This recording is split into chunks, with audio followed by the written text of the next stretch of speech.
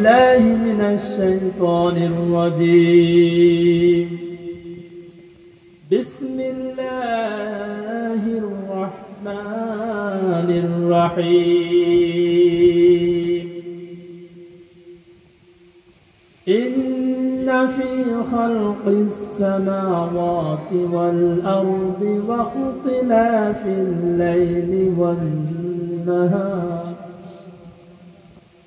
لآيات لأولي الألباب قال رسول الله صلى الله عليه وسلم طلب العلم فريضة على كل مسلم صدق الله العظيم وصدق رسوله النبي الكريم ونحن على ذلك من الشاهدين والشاكرين والحمد لله رب العالمين সকলে দুরূদ ইব্রাহিম পাঠ করি আল্লাহুম্মা সাল্লি আলা মুহাম্মাদিন ওয়া আলা আলি মুহাম্মাদ কামা সাল্লাইতা আলা ইব্রাহিম ওয়া আলা আলি ইব্রাহিম ইন্নাকা হামিদুম মাজিদ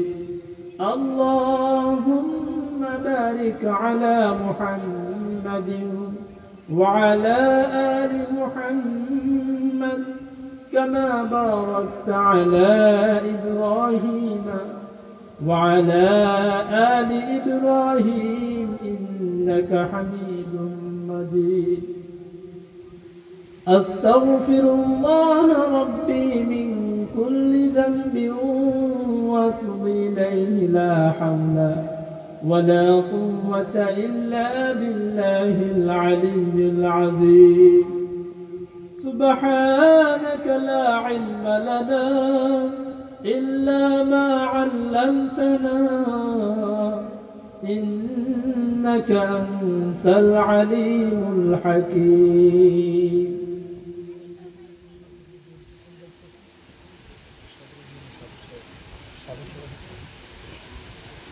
আলহামদুলিল্লাহ আল্লাহ পাক রব্বুল আলামিনের অশেষ মেহেরবানি শরীয়তপুরের মধ্যে অন্যতম দ্বীনি প্রতিষ্ঠান আদর্শ মা গড়ার অত্যন্ত বরকতময় একটি প্রতিষ্ঠান আল কারীম ইন্টারন্যাশনাল হিফজুল কুরআন মাদ্রাসার উদ্যোগে আয়োজিত আজকে এই মাহফিলের সম্মানিত সভাপতি কিছুক্ষণের মধ্যেই উপস্থিত হতে যাচ্ছেন আজকের মাহফিলের মধ্যমণি জনাব আলহাজ হযরত মাওলানা কারি সাঈদুল ইসলাম আসাদ ভাই ঢাকা। আরো আলোচনা করেছেন জনাব হযরত মাওলানা নূরে আলম সিদ্দিকী সাহেব শরীয়তপুরের কৃতি সন্তান। ইতিপূর্বে উপস্থিত হয়েছিলেন মুফতি মিজানুর রহমান ভাসানী। আরো উপস্থিত হয়েছিলেন আজকের মাহফিলের আলোচক হিসেবে হযরত মাওলানা আব্দুল জলিল সাহেব মুহতামিম সুমাইয়া রাদিয়াল্লাহু আনহা মহিলা মাদ্রাসা চরচটা।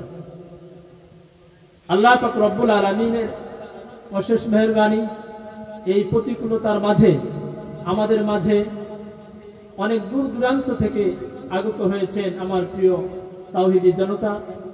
বিশেষ করে আমার পাশে বসে আছেন অসুস্থ শরীর নিয়ে এখানে তিনি উপস্থিত হয়েছেন ঐতিহ্যবাহী আঙ্গারিয়া ইকরা মাদ্রাসার সম্মানিত সেক্রেটারি আমার প্রিয় ভাই জনাব আখতারুজ্জামান সাহেব, সাবেক সভাপতি বিএনপি শরীয়তপুর সদর থানা। উপস্থিত আছেন পর্দার আড়ালে মা বোনেরা, প্রিয় যুবক ভাইরা, কচিকাচা বাচ্চারা, সর্বোপরি আমার মাথার তাজ হযরত উলামায়ে ইকরাম। আল্লাহ পাক রব্বুল আলামিনের অশেষ মেহেরবানি যে মহান আল্লাহ তাবারক ওয়া তাআলা এই মাহফিলটার আয়োজন এমন একটা মুহূর্তে আমার প্রিয় ভাই, শুধু শরীয়তপুর নয় বাংলাদেশে একজন পরিচিত মুখ জনাব হযরত মাওলানা মুজাম্মেল হক শরীয়তপুরী সাহেব, তিনি বিভিন্ন জায়গায় আলোচনা করে থাকেন।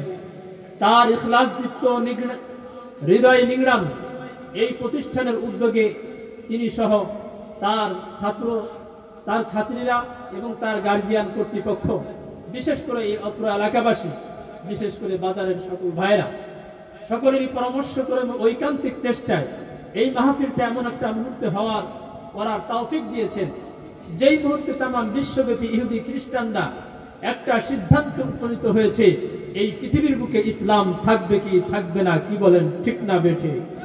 আর একটু জোরে বলেন ঠিক না বেঠে? এই মুহূর্তে এই ধরনের মাহফিল মুসলমানদের জন্য বড়ই প্রয়োজন আছে কি নাই? সবাই চিৎকার দিয়ে বলেন আছে কি নাই? আজকের এই মাহফিলের কাফের বেঈমান মুশরিকরা যতই করুক নিন্দা, ইনশাআল্লাহ আজকের এই মাহফিল থেকে যারা নাকি কোরআন হাদিসের আলোচনা শুনবে, আল্লাহ তাবারক ওয়া তাআলা এই মুর্দা দিলকে করে দিবেন জিন্দা। সবাই বলুন সুবহানাল্লাহ। আরেকটু জোরে বলুন সুবহানাল্লাহ। আল্লাহু আকবার। আরো জোরে হবে আল্লাহু আকবার। নারায়ে তাকবীর।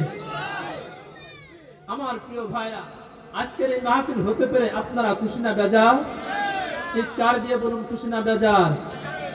তাহলে আপনারা শুধুমাত্র খুশি, কিন্তু এখনো যারা মাইকের আওয়াজ শুনে রাস্তাঘাটে দোকানপাটে এদিক সেদিক এলোমেলো ভাবে ঘোরাফেরা করছে, তারা মনে হয় বেজার। কি বলেন ঠিক না বেঠিক? যদি খুশি থাকতো তাহলে এখানে চলে আসতো না। এখন তো আর বৃষ্টি নাই নাকি? এরকম না যে এখন বৃষ্টি আছে। আলহামদুলিল্লাহ ওই ভাইরাও আসবে। আমি আল্লাহর কাছে দোয়া করি আল্লাহ যেন ওই ভাইদেরকে আসার তৌফিক দান করে। আমরা যেহেতু খুশি, ওই রবকে খুশি করার জন্য শুকরিয়া আদায় করার প্রয়োজন আছে কি নাই? আর একটু জোরে বলুন আছে কি নাই? এই জন্য সবাই রেডি তো? দিল খুলে, দিলকে উজাড় করে আমরা সকলেই সমস্যার উচ্চ আওয়াজে কালিমাতুশ শুকর আদায় করছি। সবাই বলুন আলহামদুলিল্লাহ। আর একটু জোরে বলুন আলহামদুলিল্লাহ। আল্লাহু আকবার। আমার প্রিয় ভাইরা, আমি আর ভূমিকার ক্ষেত্রে কথা এদিক সেদিক বাড়াবো না।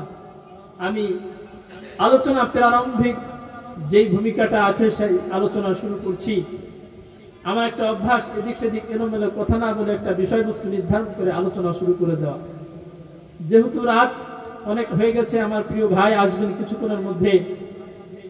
ইতিপূর্বে বৃষ্টির কারণে একটু ব্যাঘাত হয়েছে, এই জন্য আর দীর্ঘায়িত করব না। তো যাই হোক, আল্লাহ পাক রব্বুল আলামিনের অশেষ মেহেরবানিতে আমরা এমন একটা যুগে বসবাস করছি, যেই যুগকে বিজ্ঞানের যুগ বলা হয়। কি বলেন ঠিক না বেঠিক? মানুষ এই যুগে এসে চাঁদের দেশে পর্যন্ত পা রাখার শক্তি সামর্থ্য হয়েছে। কি বলেন হয়েছে কি হয় নাই? পৃথিবীটা যেন মানুষের কাছে সংকুচিত হয়ে গেছে। বর্তমান পৃথিবীতে মাইক্রো এন্ড ম্যাক্রো ডিজিটাল মানুষের অবস্থাটা এরকম, ক্ষুদ্র থেকে বৃহৎ জিনিস, প্রতিটা জিনিস জানার একটা আগ্রহী ভিতরে পয়দা হয়েছে। মানুষের ভিতরে সবসময় যে কোনো বিষয় জানার একটা তামান্না কাজ করছে। আমার প্রিয় ভাই, বিজ্ঞানের এই যুগে এই যে মানুষের এই মনোনিবেশটা, এই দৃষ্টিকোণ থেকে এটা কেন, এই দৃষ্টিকোণ থেকে আজকে আপনাদের সম্মুখে অল্প সময়ের মধ্যে যে বিষয়টা আমি উপস্থাপন করতে চাই, একমাত্র এই শিক্ষা প্রতিষ্ঠানের দিকে লক্ষ্য করে। বিষয়বস্তুটা হচ্ছে ইসলাম ও বিজ্ঞান। ইসলাম ও বিজ্ঞান। কি বললাম? বলেন। ইসলাম ও বিজ্ঞান নিয়ে আলোচনা করব। কেন এই কথা বললাম? কারণ বর্তমান পৃথিবীতে দুই ধরনের শিক্ষা প্রচলন আছে। কয় ধরনের বলেন? মৌলিকভাবে কয় শিক্ষা? দুইটা শিক্ষা। কয়টা? একটা হচ্ছে জাগতিক শিক্ষা, যাকে আমরা জেনারেল সাবজেক্ট বলে থাকি। আর একটা হচ্ছে ইলমে ইলাহির শিক্ষা, যাকে আমরা ঐশী শিক্ষা বলে থাকি, অর্থাৎ কুরআন হাদিসের শিক্ষা, যেগুলো কওমি মাদ্রাসায় পড়ানো হয়। কি বলেন ঠিক না বেঠিক?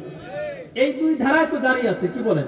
বর্তমান পৃথিবীতে আমরা আমাদের সন্তানদের পড়ালেখা করানোর ক্ষেত্রে অনেকেরই মনোভাব যে আমি আমার সন্তানকে ডাক্তার বানাবো, আমি আমার সন্তানকে এভাবে ভালো একজন চিকিৎসক বানাবো, এরকম মনোভাব মানুষের ভিতরে আছে কি নাই? সবাই বলেন আছে কি নাই? আবার অনেকেই বলে আমি আমার সন্তানকে কেমিস্ট্রি রসায়নবিদ্যা শিক্ষা দিব, আমি আমার সন্তানকে ফিজিক্স পদার্থবিদ্যা শিক্ষা দিব, এরকম মনোভাব মানুষের ভিতরে আছে কি নাই? আবার অনেকেই বলে থাকে আমি আমার সন্তানকে প্রাণীবিদ্যায় শিক্ষিত করব, এরকম মনোভাব আছে কি নাই? এটা কেন? তাদের এই দুনিয়া শিক্ষা অর্জনের উদ্দেশ্য একমাত্র একটাই, সেটা হচ্ছে দুনিয়াতে কিভাবে ভালো থাকবো, দুনিয়াতে কিভাবে সুন্দরভাবে টাকা কামাই করে সুন্দরভাবে শান্তিতে থাকা যায়, এটাই মূল লক্ষ্য উদ্দেশ্য। কি বলেন ঠিক না বেঠিক? হ্যাঁ, আমি এটাও প্রমাণ করব যারা এই শিক্ষায় শিক্ষিত হবে সাথে সাথে কোরআনকে মানবে তাদের দুনিয়াও ধন্য আখিরাতও ধন্য। কি বলেন ঠিক না বেঠিক? বাকি কথা হলো আমি এটা প্রমাণ করতে চাই আপনারা যাদের সন্তানদেরকে ডাক্তার বানাতে চান, রসায়নবিদ্যায় শিক্ষিত করতে চান, পদার্থবিদ্যায় শিক্ষিত করতে চান, প্রাণীবিদ্যায় শিক্ষিত করতে চান, ইঞ্জিনিয়ারিং শিক্ষা দিতে চান, সিভিল ইঞ্জিনিয়ারিং বিষয়ে জানা তাদেরকে বিজ্ঞ একজন দক্ষ সন্তান হিসেবে জাতির সামনে উপস্থাপন করতে চান, আমি এই সংক্ষিপ্ত আলোচনার মাধ্যমে এটাই প্রমাণ করব এই পৃথিবীতে চিকিৎসক বলেন, এই পৃথিবীতে পদার্থবিদ্যা বলেন, রসায়নবিদ্যা বলেন, প্রাণীবিদ্যা বলেন, ইঞ্জিনিয়ারিং বলেন, সিভিল ইঞ্জিনিয়ারিং বলেন, এই পৃথিবীতে যত বিদ্যা আছে সমস্ত বিদ্যা মূলত তাদের শিক্ষা, তারা তাদের কলা কৌশল ভিক্ষা করেছে এই কোরআন থেকে। কি বলেন ঠিক না বেঠিক? এই বিষয়ে জানতে হলে সর্বপ্রথম আমাদেরকে জানতে হবে জ্ঞানী কাকে বলে, মৌলিকভাবে জাননেওয়ালা কাকে বলে। আমার প্রিয় ভাইরা ভালো করে লক্ষ্য করুন, একটু কান খুলুন এবং দিলকে মনোযোগ দিন। কোরআনকে যদি প্রশ্ন করেন, ও কোরআন, এই পৃথিবীর বুকে সবচাইতে বড় জ্ঞানী কারা, এই সম্পর্কে তোমার কাছে কোনো তথ্য আছে নাকি, দলিল আছে নাকি, বলো তো দেখি জ্ঞানী কারা। এবার কুরআনুল কারীম বলে হ্যাঁ, তাহলে শোনো, আমি কুরআনুল কারীম সূরা আলে ইমরানের 190 নম্বর আয়াত, এই সূরাটা হচ্ছে 3 নম্বর সূরা, 4 নম্বর পারার 14 নম্বর পৃষ্ঠা, 7 নম্বর লাইনে কুরআন আল্লাহ রাব্বুল আলামিনের যেই ভাষায় ব্যক্ত করেছেন সেটাই বলছেন। তাহলে শুনুন, কুরআন বলে ইন্না ফি খালকিস সামাওয়াতি ওয়াল আরদি ওয়া ইখতিলাফিল লাইলি ওয়ান নাহারি লাআয়াতিন লিউলিল আলবাব। ইন্না ফি খালকিস সামাওয়াতি ওয়াল আরদি, নিশ্চয় আসমান জমিনের সৃষ্টিতে, ওয়াখতিলাফিল লাইলি ওয়ান নাহারি, রাত ও দিনের পরিবর্তন বিবর্ধনে, লাআয়াতিল লিউলিল আলবাব, এই পৃথিবীর যত জ্ঞানী আছে জ্ঞানীদের জন্য নিদর্শনাবলী রয়েছে। অর্থাৎ যারা নাকি আসমান জমিন নিয়ে সৃষ্টি করে, ওই আসমান কে সৃষ্টি করেছে, কিভাবে সৃষ্টি করলো, আহারে দুনিয়ার মানুষ, দুনিয়ার ইঞ্জিনিয়াররা বিল্ডিং নির্মাণ করে, এভাবে 12টা খুঁটি দেয় কোন বিল্ডিং এ, এভাবে 5-7টা খুঁটি দেয়, কত প্ল্যান প্রোগ্রাম করে বিশাল বিল্ডিং বানায়, এরপরও দেখা যায় ওই খুঁটিওয়ালা বিল্ডিং গুলো ধসে যায়।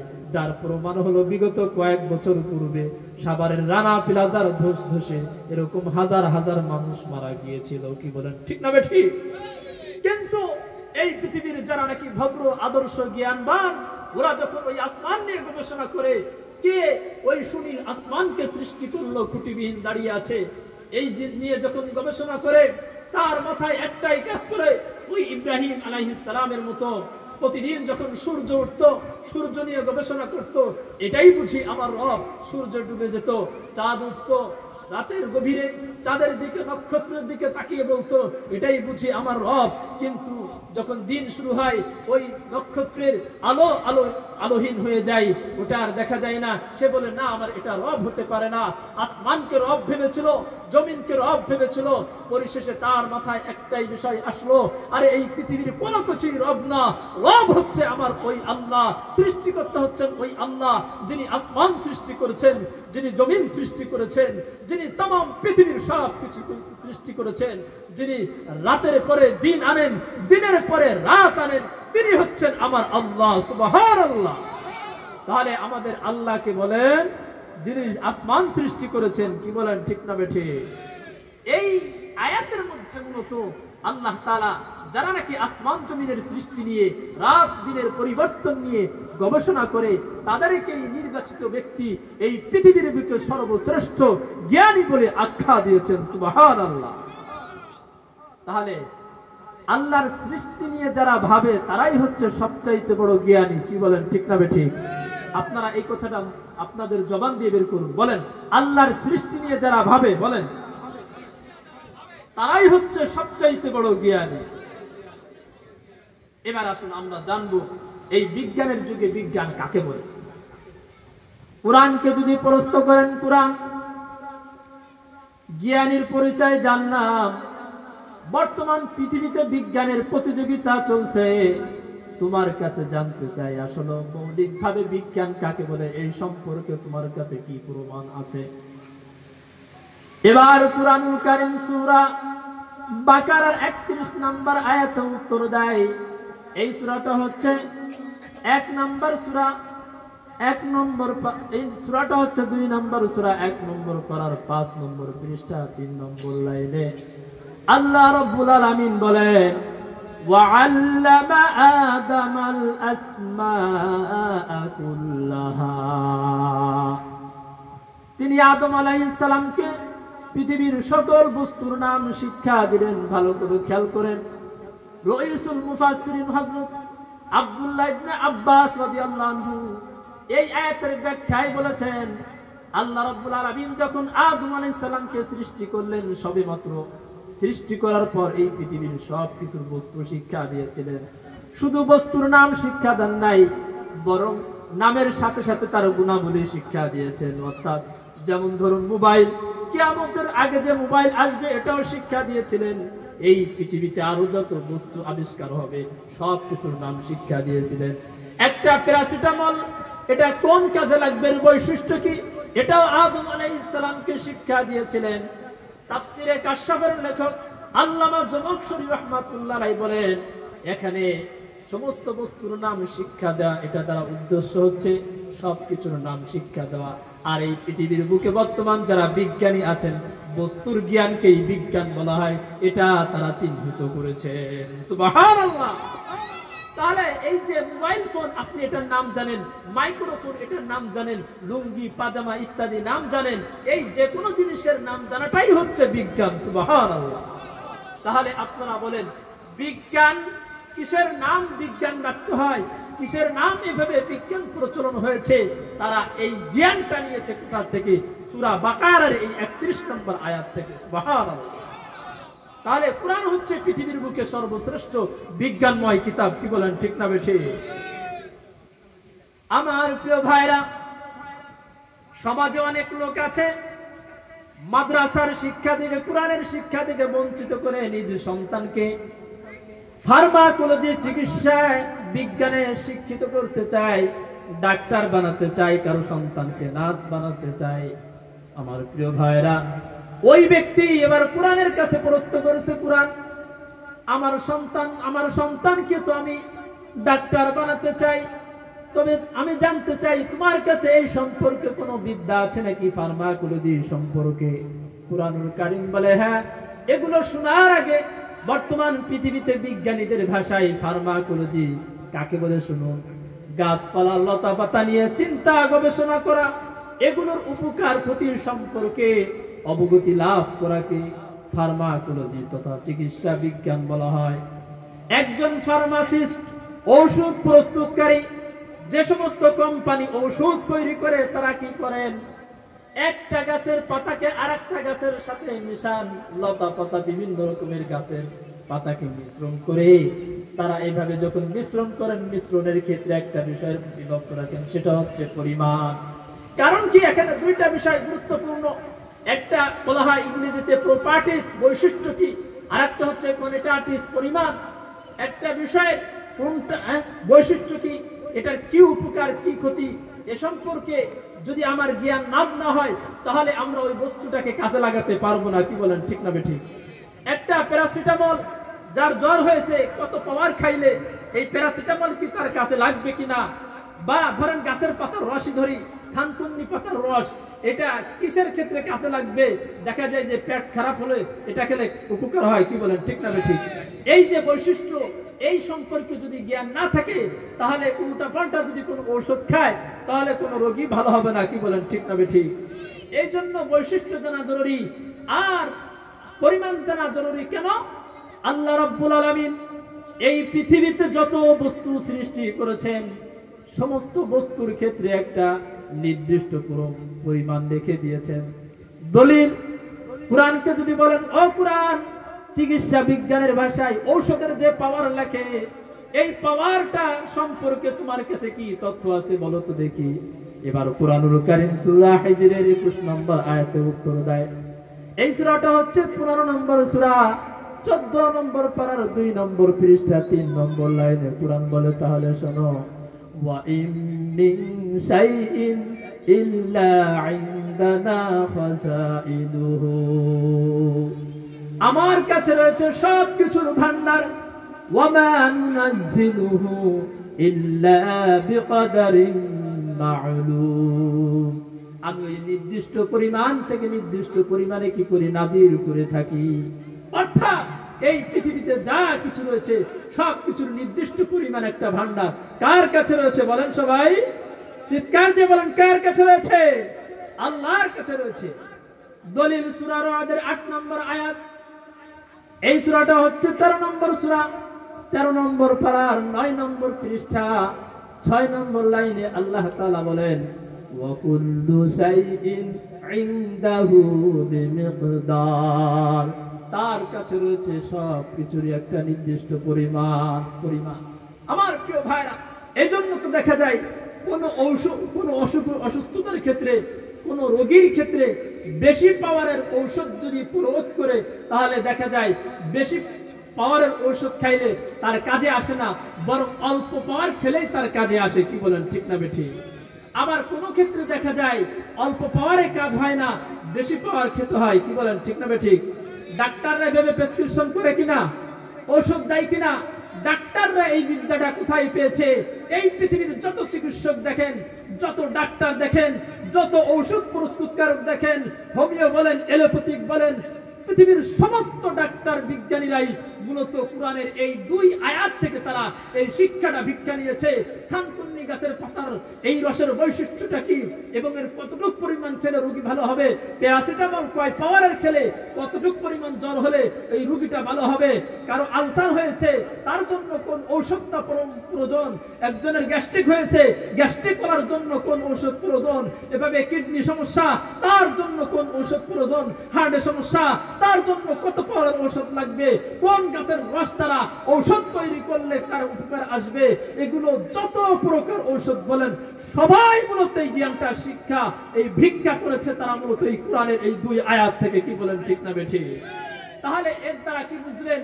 আর যারাই নাকি আমরা আমাদের সন্তানকে কোরআনের শিক্ষায় শিক্ষিত করব, তাহলে বুঝতে হবে আমার সন্তান কিন্তু সাধারণ কোনো জ্ঞান শিখছে না, বরং দুনিয়ার জাগতিক শিক্ষা দ্বারা বড় বড় ডাক্তার বলি, এভাবে বড় বড় ঔষধ প্রস্তুতকারক বলি, আমি আমার সন্তানকে মৌলিক ডাক্তার, মৌলিক যে ডাক্তার বিদ্যা সর্বশ্রেষ্ঠ কোরআন শিক্ষা দিচ্ছি। কি বলেন, ঠিক না বেঠিক?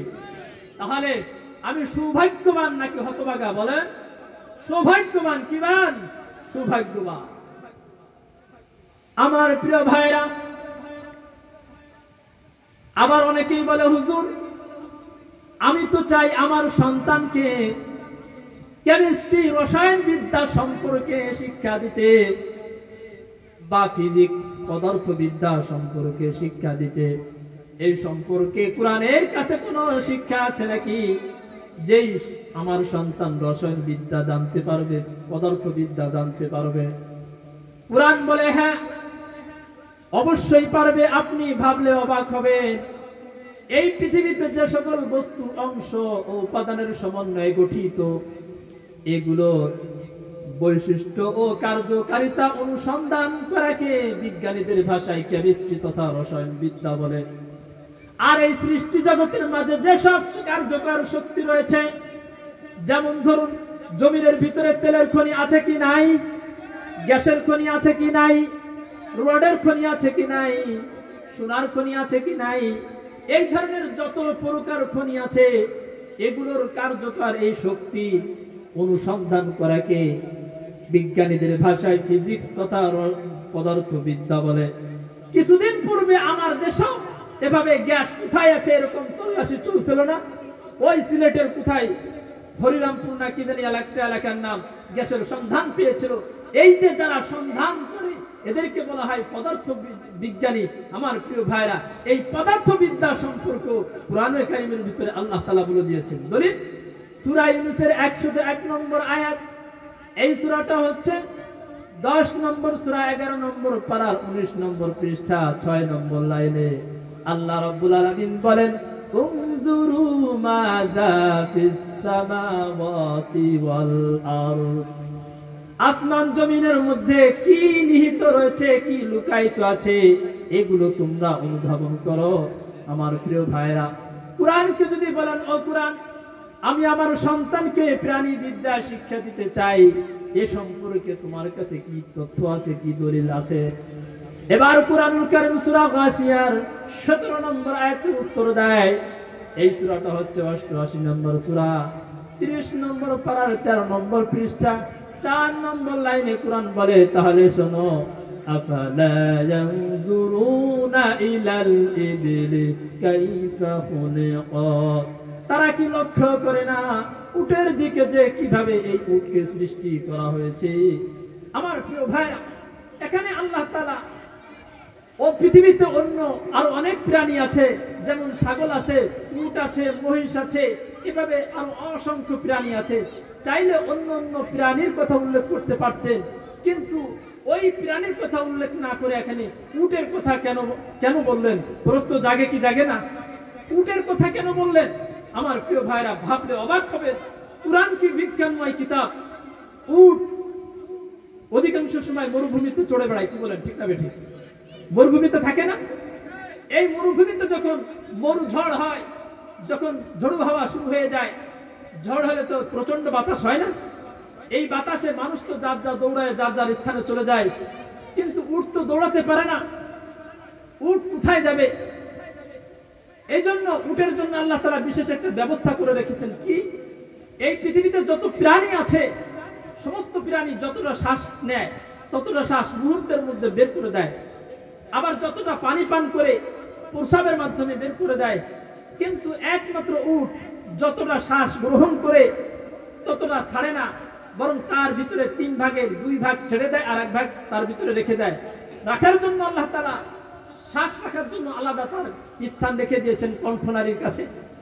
আবার যতটা পানি পান করে এই উট 2/3 অর্থাৎ 3 ভাগের 2 ভাগ প্রস্রাব করে বের করে দেয়, আর 1 ভাগ এই উটের মধ্যে থাকে।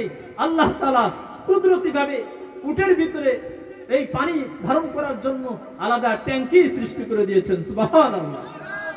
আমার প্রিয় ভাইরা, এবার আসুন, ওই যে ঝড় শুরু হয়ে যায়, মানুষ তো যার যার স্থানে চলে যায়, কিন্তু উট হচ্ছে পৃথিবীর বুকে একমাত্র এমন এক প্রাণী, যখন ওই ঝড় শুরু হয় ওর মুখ দিয়ে বালুকে এভাবে গর্ত করে, গর্ত করার পর ও গর্তের মধ্যে লুকায় যায়, আর চতুর্দিকে বালু এসে ওকে ঢেকে ফেলায়।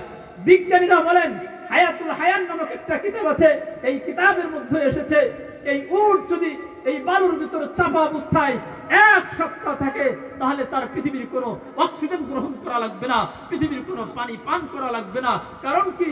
পূর্ব থেকে ওর মধ্যে অক্সিজেন আছে, বাতাস আছে, অক্সিজেনের কোনো অভাব নাই। পূর্ব থেকে ওর মধ্যে পানির ব্যবস্থা করে রেখেছে। এগুলো কে করে দিয়েছেন বলেন? আল্লাহ। এই জন্য আল্লাহ তাআলা বলেছেন আফালা ইয়ানজুরুনা ইলাল ইবলি কাইফা খুলিকাত। এই দুনিয়ার মানুষরা, এই কাফের মুশরিক বেঈমানরা, তোরা কি দেখিস না কিভাবে উটকে সৃষ্টি করা হয়েছে কুদরতি কায়দায়? উট যদি এক সপ্তাহ মাটি চাপা অবস্থায় থাকে, এরপরও সে দুনিয়ার আলো বাতাস কিছুই গ্রহণ করবে না, পানিও পান করবে না, এরপরও আমি আল্লাহ ওই উটকে জীবিত রাখবো। সুবহানাল্লাহ। আমার প্রিয় ভাইরা, এই জন্য কোরআন হচ্ছে পৃথিবীর বুকে সর্বশ্রেষ্ঠ বিজ্ঞানময় কিতাব। কি বলেন, ঠিক না বেঠি? কেমন বিজ্ঞানময় কিতাব? আপনাদেরকে আরেকটু বলছি, গর্দান মাসে করা কি বলেন সবাই? মুস্তাহাব। বলেন, গর্দান মাসে করা কি? ওযুর ক্ষেত্রে গর্দান মাসে করা সবাই বলেন কি? মুস্তাহাব। এই যে আমরা ওযুর ক্ষেত্রে গর্দান মাসে করি, কতটা উপকার জানেন? একটা ঘটনা বলছি। ইউরোপ কান্ট্রিতে বাংলাদেশ থেকে তাবলিগ জামাতে গিয়েছিল। যাওয়ার পরে নামাজের আগে ওরা নামাজের প্রস্তুতির জন্য ওযু করছে। এই যে ওযু করতেছে, ওযু করার সময় গর্দান মাসে করছে। এই দৃশ্যটা দেখছে দুই ডাক্তার। কে? দুই ডাক্তার, যারা নাকি গবেষণাগার থেকে বের হয়ে ওই মসজিদের পাশ দিয়ে, ওযুখানার পাশ দিয়ে হেঁটে যাচ্ছে। এই যে ওরা গর্দান মাসে করছে, এই দৃশ্যটা দেখে ওরা থমকে গেছে, দাঁড়িয়ে গেছে। বলতেছে যে ভাই, তোমরা এটা কি করলে? মাসে করলাম। এরা ওদের ভাষায় বলতেছে, এটা কোথা থেকে পেয়েছো? আমাদের ইসলামের মধ্যে আছে ওযুর সময় এরকম করতে হয়, আমাদের নবী বলে গেছে। তাই তাহলে শোনো, তোমরা তো বড় একটা উপকারী কাজ করো। কি উপকারী কাজ? আজ থেকে প্রায় 13 বছর পূর্বে আমরা এই দুইজন গবেষণা শুরু করছি। মানুষের ব্রেন স্ট্রোক হয় কেন? মানুষ পাগল হয়ে যায় কেন? হঠাৎ করে মাথার সেন্স নষ্ট হয়ে যায় কেন? এই গবেষণা করতে করতে আমরা দেখলাম যে যারা নাকি ওযু গোসল করে না, যারা নাকি অধিকাংশ সময় এভাবে ওযু গোসলহীন অবস্থায় থাকে, পরিষ্কারহীন অবস্থায় থাকে, তারা অধিকাংশ পাগল হয়। কিন্তু কেউ যদি প্রতিদিন প্রতিনিয়ত এই দুই হাতের এই অপর পিঠ খেয়াল করেন, এই আঙ্গুলের এই পিঠগুলোকে, অপর পিঠ যদি এভাবে মাসেহ করার সময় তার ঘাড়ের উপর লাগায়, মাথা থেকে নিয়ে তার শরীরের এই দুই নখ পর্যন্ত এমন একটা রগ আছে, দুই রগে যখন এই ভিজা হাত স্পর্শ পায়, ভিজা হাত লাগে, তখন এই যে দৈনন্দিন 5 বার যে পড়বে, আল্লাহ রাব্বুল আলামিন এই দৈনন্দিন 5 বার ভিজা হাত তার গর্দানের উপর মাসেহ করার কারণে তার কোনোদিন ব্রেন স্ট্রোক হবে না, ও কোনোদিন পাগল হবে না। সুবহানাল্লাহ। এবার মুসলমানরা উত্তর দিচ্ছে, ও দুনিয়ার ইহুদি খ্রিস্টানের ডাক্তাররা, ও দুনিয়ার বিজ্ঞানী গবেষকরা, শোনো, তোমরা তো 13 বছর গবেষণা করে মাত্র তোমাদের বুঝ এসেছে যে নাকি দৈনন্দিন 5 বার ভিজা হাত দিয়ে গর্দান মাসেহ করবে, ও কোনোদিন পাগল হবে না। আর আমাদের প্রিয় নবীজি সাল্লাল্লাহু আলাইহি সাল্লাম 1450 বছর পূর্বে বলে গিয়েছেন ওযুর মধ্যে গর্দান মাসেহ করা মুস্তাহাব। তাই মুসলমানদের মধ্যে পাগল দেখা যায় না। দুনিয়াতে যত পাগল, যত মেন্টাল, যত সেন্সারা, অধিকাংশ দেখা যায় ইউরোপ আমেরিকায়। কারণ ওদের কোনো ওযু গোসল নাই, ফরজ গোসল নাই, ওরা ওয়াজিব গোসল চেনে না, নফল বলতে কিছুই চেনে না, ওরা আল্লাহ বলতে কিছুই চেনে না। এই জন্য ওদের দেশে পাগলের সংখ্যা বেশি। কি বলেন, ঠিক না বেঠি? আমার প্রিয় ভাইরা, এখন আবার অনেকেই বলে, হুজুর বুঝলাম কোরআনের কাছে ফার্মাকোলজি, চিকিৎসা বিজ্ঞান পাবো, এই শিক্ষা আছে, রসায়ন বিদ্যা আছে, পদার্থবিদ্যা আছে, আমি আমার সন্তানকে তো টেকনোলজিও শিক্ষা দিতে চাই, প্রযুক্তি সম্পর্কে, এই বিদ্যা কি পাবো? কোরআন বলে হ্যাঁ পাবা। তবে টেকনোলজি কাকে বলে কোরআনের কাছে প্রশ্ন উত্তর পাওয়ার আগে আমরা আগে একটু জেনে নিই। বিজ্ঞান সমস্ত বস্তু ও তার গুণাবলী এটা সুবিন্যস্ত করে দিয়েছে। যেমন মোবাইল ফোন, এটা আবিষ্কার করে আমাদের মাঝে ছেড়ে দিয়েছে না? এগুলো থেকে প্র্যাকটিক্যালি উপকৃত হওয়াকে টেকনোলজি বলে বা প্রযুক্তি বলে। ইলেকট্রিক্যাল পদ্ধতিকে বৈদ্যুতিক প্রযুক্তি বলে, অর্থাৎ বিদ্যুৎ দ্বারা আমরা উপকৃত হয়নি। এরপরে লোহা, অন্যান্য ধাতু থেকে যে উপকৃত হয়ে থাকি, যেমন মাইক্রোফোন বানানো হয়েছে, আরো বিল্ডিং ইত্যাদি বানানো হয় না, এটাকে বলা হয় সিভিল ইঞ্জিনিয়ারিং। আর বিল্ডিং তদীয় সম্পর্কে আরো যা কিছু আছে এগুলোকে বলা হয় না, এটাকে বলা হয় সিভিল ইঞ্জিনিয়ারিং। আর লোহা দ্বারা উপকৃত হওয়ার পদ্ধতিকে মেকানিক্যাল ইঞ্জিনিয়ারিং বলে। এবার আসে কুরআনুল কারীম বলে, তাহলে শোনো, আমি কোরআনের কাছে টেকনোলজি সম্পর্কে আল্লাহ রাব্বুল আলামিন জায়গায় জায়গায় এমন ভাবে প্রাকৃতিক নিদর্শনাবলী সম্পর্কে আলোচনা করেছেন যেগুলো পরিষ্কার হয়ে গেছে, স্পষ্ট হয়ে গেছে। যেমন সূরা হাদীদের 25 নম্বর আয়াত, এই সূরাটা হচ্ছে 57 নম্বর সূরা, 27 নম্বর পারার 20 নম্বর পৃষ্ঠায় 2 নম্বর লাইনে আল্লাহ রাব্বুল আলামিন টেকনোলজি সম্পর্কে নাযিল করেছেন এই আয়াতটা, ওয়া আনজালনাল হাদীদা, আমি এই পৃথিবীর বুকে লোহা অবতীর্ণ করেছি, ফিহি বাসুন শাদীদ, এই লোহার মধ্যে অনেক শক্তি রয়েছে, ওয়া মানাফিউ লিন-নাস, এবং এই লোহার মধ্যে মানুষের অনেক উপকার রয়েছে। কারণ এই লোহা দ্বারা মানুষ কি করবে? এই যে মাইক্রোফোন তৈরি করেছে, লোহা দ্বারা এভাবে ট্যাক্সি বানাবে, লোহা দ্বারা হুন্ডা মোটরসাইকেল আবিষ্কার করবে, লোহা দ্বারা মানুষ এভাবে বড় বড় বাস বানাবে, লোহা দ্বারা হেলিকপ্টার, উড়োজাহাজ, এভাবে পানিতে চলার জন্য বড় স্টিমার এগুলো তৈরি করবে। আল্লাহ রাব্বুল আলামিন ওই কথাটাই বলে দিয়েছেন কোরআনের মধ্যে, ওয়া আনজালনাল হাদীদা, আমি লোহা অবতীর্ণ করেছি। এই কথাটা কখন বলা হয়েছে? আজ থেকে প্রায় 1450 বছর পূর্বে, যখন লোহা সম্পর্কে মানুষের কোনো জ্ঞান ছিল না, কোনো শুধুমাত্র তরবারি আর সামান্য কিছু জিনিস ব্যবহার করত। আমার প্রিয় ভাইরা, বর্তমানে এই ইস্পাত, স্টিল এত গুরুত্বপূর্ণ বিষয়, এই লোহা পৃথিবীর বুকে যেই দেশ যত লোহা আমদানি করতে পেরেছে, ওই দেশ তত অর্থনৈতিকভাবে উন্নতি হয়েছে। কি বলেন, ঠিক না ঠিক? আমার প্রিয় ভাইরা, তাহলে যদি লোহা টেকনোলজি সম্পর্কে জানতে চান, কোরআনের কাছে পাবেন। আমার আফসোস হলো, আমার সন্তানকে কোন মহাগ্রন্থ, সর্বশ্রেষ্ঠ গ্রন্থের শিক্ষা বাদ দিয়ে দুনিয়ার পিছনে চড়ছি। হ্যাঁ, আমার কোনো আপত্তি নাই, আমার কোনো দাবি থাকবে না।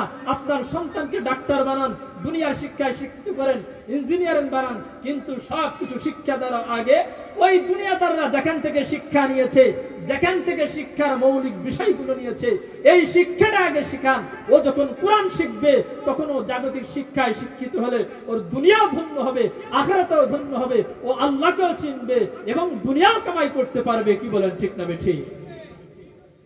আমার প্রিয় ভাইরা, কোরআনকে যদি বলেন, ও কোরআন, মেকানিক্যাল ইঞ্জিনিয়ারিং সম্পর্কে, প্রযুক্তি সম্পর্কে তোমার কাছে আরো কি তথ্য আছে, আরো পরিষ্কার ভাবে তুমি ঘোষণা করো, আমাকে বলো তো দেখি, আমার সন্তানকে ওই শিক্ষাটাও দিতে চাই। এবার কুরআনুল কারীম সূরা সাবার 10 নম্বর আয়াতে উত্তর দেয়। এই সূরাটা হচ্ছে 34 নম্বর সূরা, 22 নম্বর পারা, 8 নম্বর পৃষ্ঠা, 6 নম্বর লাইনে আল্লাহ রাব্বুল আলামিন বলেন, ওয়া আলান্না লাহুল হাদীদ, আমি দাউদ আলাইহিস সালামের জন্য লোহা নরম করে দিয়েছিলাম। কুরআনের সূরা আম্বিয়ার 80 নম্বর আয়াতে আবার আল্লাহ বলেন, এই সূরাটা হচ্ছে 21 নম্বর সূরা, 17 নম্বর পারার 7 নম্বর পৃষ্ঠা, 12 নম্বর লাইনে আবার আল্লাহ তাআলা বলেন, ওয়া আল্লামনাহু সানআতা লাবুসিল লাকুম, আমি দাউদ আলাইহিস সালামকে লোহা দ্বারা বর্ম তৈরির, তোমাদের জন্য যুদ্ধের পোশাক তৈরির কৌশল শিখিয়েছিলাম। সুবহানাল্লাহ। তাহলে এই পৃথিবীর বুকে কেউ যদি লোহা দ্বারা জানালা দরজা তৈরি করে, লোহা দ্বারা বিল্ডিং তৈরি করে, লোহা দ্বারা এইভাবে ভ্যান রিক্সা আবিষ্কার করে, তাহলে সে তো কোরআন অনুযায়ী কাজ করছে। কি বলেন, ঠিক না বেশি? আমার প্রিয় ভাইরা, সর্বোপরি কথা হলো, যারা নাকি জাগতিক শিক্ষা অর্জন করছে, এদের কোনো সনদ নাই, কিন্তু যারা এই কোরআনের শিক্ষায় শিক্ষিত হচ্ছে, তাদের সনদ আছে, তাদের দলিল আছে, তাদের কাছে ভাবে প্রমাণ আছে। আমার প্রিয় ভাইরা,